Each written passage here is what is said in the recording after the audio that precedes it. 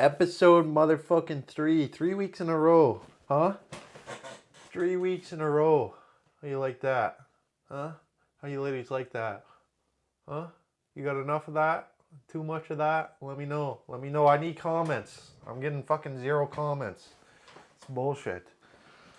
So this video is going to be 3 lessons I've learned in my 4 years of business as a 19-year-old entrepreneur.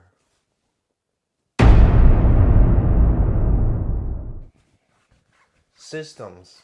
Systems are the key. Systems are the thing that's helped me the most in my 3-4 years of business. And they can be as simple as just a to-do list, a schedule. One of the best systems that I've created over the years is this. I call it the do not want to-do list. So I write down, Monday morning, I write down 5 things I don't want to do. For example, I got to do 4 hours of accounting on Thursday. I don't like accounting. It's boring as hell. I don't like sitting here like a nerd all day.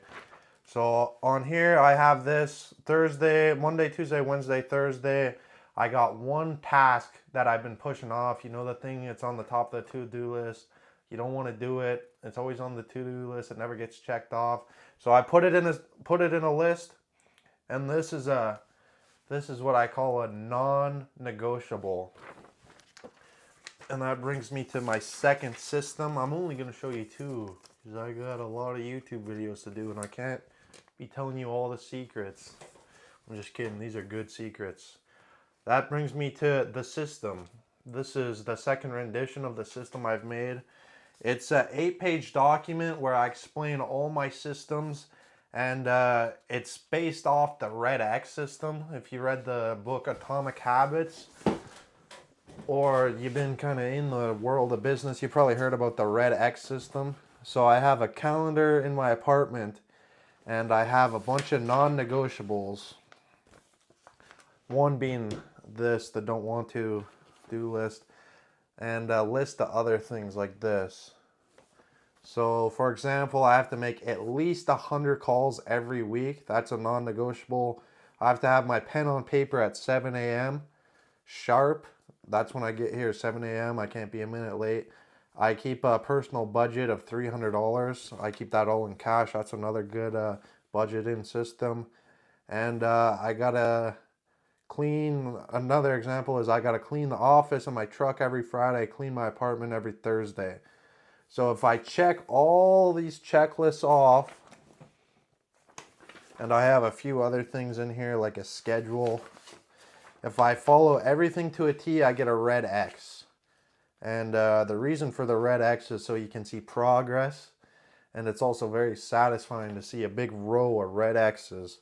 And if you break something on your system or you break one of the non-negotiables, you don't get a red X. And a lot of people just break the chain like that. I feel like that's pretty, it depends what your system is, but my system's pretty strict. So if I break the system for 1 day, I get a yellow X. And if I break it 2 days in a row, it breaks the chain. Or if I get 2 yellow X's in a month, it breaks the chain. So I'm trying to keep the chain as long as I can. That's kind of the whole premise of it. You know what I mean? Anyways, that brings me to lesson 2. There's different types of work. There's effective work and non-effective work is what I've decided. So that's one of the issues I had at first when I was first getting into this whole business ordeal here is there's things like watching YouTube videos about how to run a business. There's things like reading audible books. There's things like going to seminars. They're kind of work. They're probably 30% work is what I would call it. And then there's things like being on the phone, dialing, doing sales calls, going door to door. I call that that'd probably be about 100% work. So there's like a big gradients in the type of work and how effective it is. And it's really easy to get caught in the bottom doing things like reading audible books because it tricks your mind tricks yourself into thinking that it's really productive work, but it's really not. There is a time and a place for audible books, but I don't think it's something like a billable hour. I don't think it's something like I on my system I have it in one of my rules is I can't listen to audible books and count it as whatever an hour of work, 2 hours of work, or a seminar, or things like going to the Las Vegas Building Show. Because it tricks your mind into thinking you're doing work, but you're really not. It's kind of passive work. A little bit of work. It's a little bit of work, but not really. So you really got to watch that, and that's another thing you can put in your book, the system book. Lesson number 3. Sales is the key. Sales is the key to everything in business. Every little business I've had from when I was 15 till now, I've always been trying to do sales in it, no matter what it is.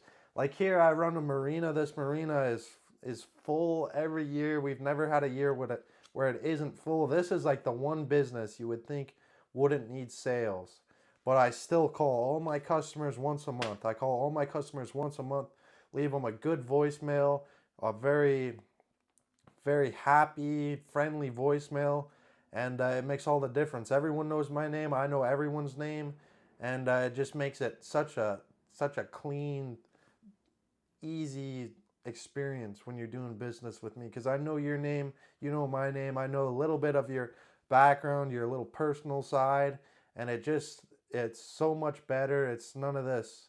You don't know who the hell's in charge. You don't know who to call when you have a problem. You call me when you have a problem, and I know who you are, and we'll get it fixed.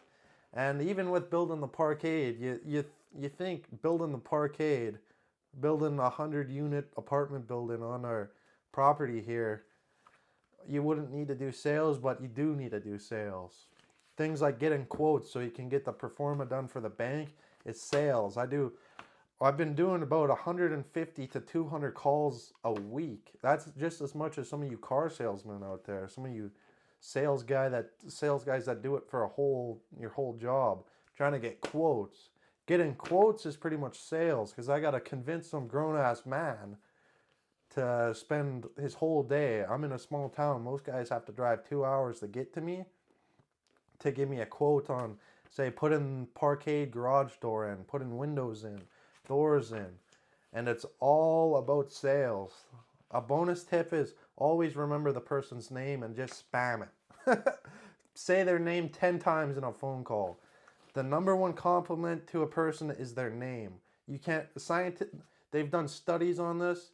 They've told women they're beautiful. They've told fat women they're beautiful. They never hear that.